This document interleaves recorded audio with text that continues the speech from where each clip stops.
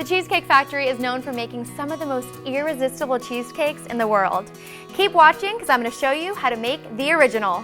Join us on Get the Dish and find out the secrets behind signature recipes of famous chefs and eateries and how you can recreate them at home. After over 30 years, one of the most popular cheesecakes remains, the original. It's the one that started it all. It's creamy, it's decadent, it has a graham cracker crust. And you know, even though the recipe is top secret and sealed, our food team came up with one that's just as good, if not better. Now, the first thing you have to remember when you're making a cheesecake is to bring all of your ingredients to room temperature. It's really important, so go ahead and take out the cream cheese now, your eggs, your butter, and your sour cream. Now, some would argue and say that the filling is really what makes a great cheesecake. I would disagree. It's all about the crust. Now, the original has the graham cracker, so we're definitely gonna add that in here, but also we added a couple other things. Almonds to give it crunch, and vanilla wafers to give it a little extra sweetness. So I'm just gonna put these almonds into our little grinder over here. We really want it to be nice and fine. Pulse it for a second. There we go, look at that, super fine. And then I'm just using a food processor. I have some graham crackers in here. Now I'm just gonna do the same thing with our vanilla wafers. There we go. Now if you don't have a food processor, another trick is just put it all in a Ziploc bag and roll it with a rolling pin or a mallet, or a hammer. And then you're just gonna pour your melted butter right on top and mix it in. Now, the pan that you need to make a cheesecake is a spring form pan. These are really affordable. You can get them for $15 really anywhere, even grocery stores.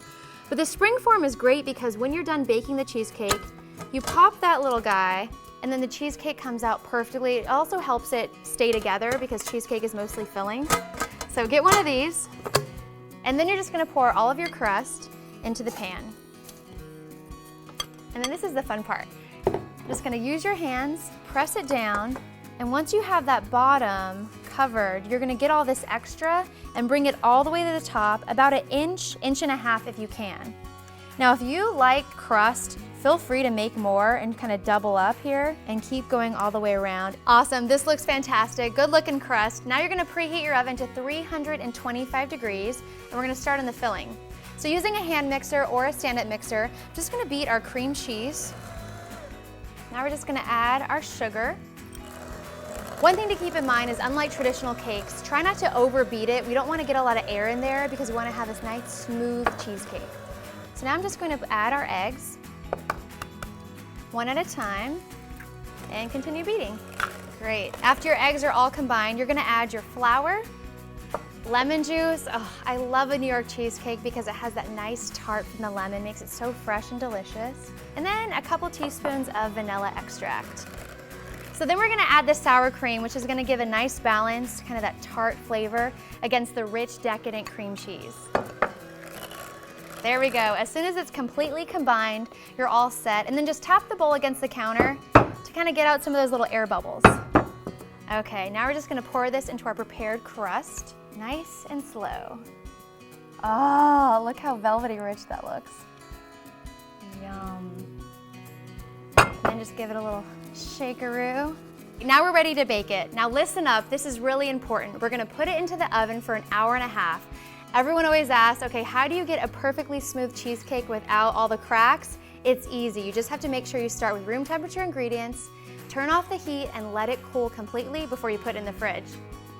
After your cheesecake has firmed up in the refrigerator for about 12 hours, you're ready to enjoy it. Now, when you go to the Cheesecake Factory, you can get the cheesecake served plain or with rich whipped cream or with a couple different toppings. I'm gonna show you my favorite. It's a blueberry compote, and it's really easy to make. So I'm just gonna put some blueberries into a little sauce pot over a medium-high heat. And all we're gonna do is really let the natural juices from the blueberries act as the sauce. Add a little bit of lemon juice, sugar, and then the zest of the lemon. This is really gonna enhance the flavors of the blueberry and play up the lemon in the cheesecake. And then just give it a good stir. This is gonna take 5 to 10 minutes. You want all those blueberries to kind of break down until it's a nice compote. And then halfway through, we'll add a little cornstarch to thicken it up. Oh, this looks beautiful. Our sauce is ready, it's thickened up, and you can see some of those blueberries have kind of just broke down. Okay, I'm dying to try a piece. What's great about cheesecake is it's so rich that you really only need a little wedge. Oh my gosh, look how creamy it looks.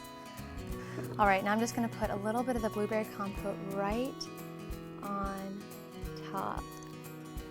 Oh, okay. Sorry, don't be jealous.